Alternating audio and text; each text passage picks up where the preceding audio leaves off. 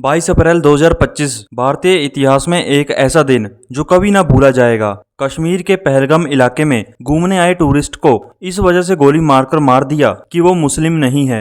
लगभग 28 लोगों की इस टेरर अटैक में जान गई। हर बार की तरह इस बार भी इस टेरर अटैक के तार पाकिस्तान में निकले। इस टेरर अटैक का जवाब देने के लिए भारत सरकार पर प्रेशर बहुत था और हमारा डिफेंस सिस्टम भी पूरी तैयारी पर था और जरूरत थी सिर्फ एक इशारे की। इस टेरर अटैक का बदला लेने के लिए ऑपरेशन सिंदूर किया गया। इस ऑपरेशन का नाम सिंदूर इसलिए रखा गया क्योंकि इस टेरर अटैक में सिर्फ मर्दों को निशाना बनाया गया और औरतों को विधवा बना दिया गया, जिनमें से कुछ की तो 15 दिन पहले ही शादी हुई थी।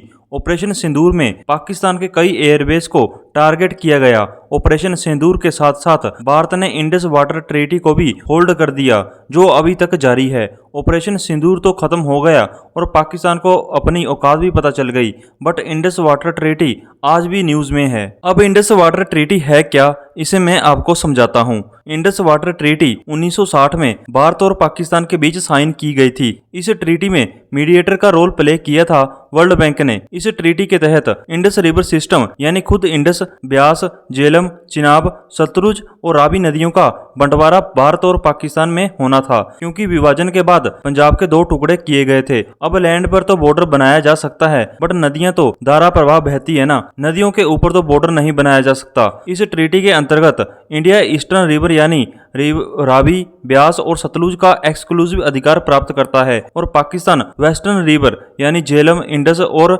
चिनाब का एक्सक्लूसिव अधिकार प्राप्त करता है। इस ट्रीटी पर कराची में 19 सितंबर 1960 को भारत के प्रधानमंत्री जवाहरलाल नेहरू और पाकिस्तान के राष्ट्रपति अयूब खान ने हस्ताक्षर किए थे। इस ट्रीटी के अनुसार जो नदियां पाकिस्तान के कंट्रोल में थी, उनके पानी का इस्तेमाल भारत कुछ लिमिट के साथ कर सकता था, जैसे बिजली उत्पादन, क्योंकि ट्रीटी के तहत वेस्टर्न रिवर के पानी को रोकने और डाइवर्ट करने का अधिकार भारत को नहीं है, और अगर इस्तेमाल भी करना है तो इस तरह से करना है ताकि पानी को फिर से नदी में छोड़ा जा सके, जैसे electricity production. But Pahalgam attack के बाद भारत ने पानी को रोक दिया और ट्रीटी को भी होल्ड कर दिया। नरेंद्र मोदी ने अपने भाषण में भी बोला कि अब खून और पानी इकट्ठे नहीं बह सकते। ट्रीटी होल्ड होने के बाद पाकिस्तान का पानी भी रुक गया और ऊपर से पाकिस्तान की एग्रीकल्चर में 80% पानी इन्हीं नदियों का यूज होता है। तो अब पाकिस्तान ने हाय तौबा मचाना शुरू कर दिया है। आपको बता दूं कि इस ट्रीटी के जरिए भारत पाकिस्तान को पैसे भी दे चुका है, क्योंकि ईस्टर्न रिवर का फुल फ्लेज यूज इंडिया के पास है। आज की डेट में तमाम मीडिया में इंडस वाटर ट्रीटी मुद्दा छाया हुआ है,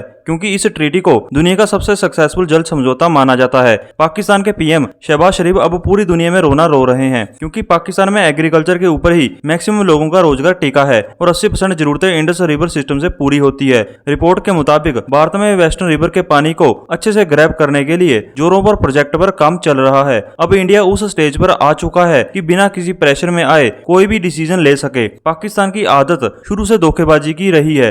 1960 में ट्रीटी साइन होने के बाद 1964, 1971, 1999 की जंग पाकिस्तान से लड़नी पड़ी। पाकिस्तान तो हर फ्रंट पर हारता गया, बट बड़े बुजुर्ग बोलते हैं कि जिसके पड़ोसी अच्छे ना हो उसको आए दिन कुछ ना कुछ पंगा रहता है। अब टाइम आ गया है पड़ोसी की जड़ों को उखाड़ने का, जिसकी शुरुआत ऑपरेशन सिंदूर और इंडस वाटर ट्रीटी होल्ड करके हो चुकी है।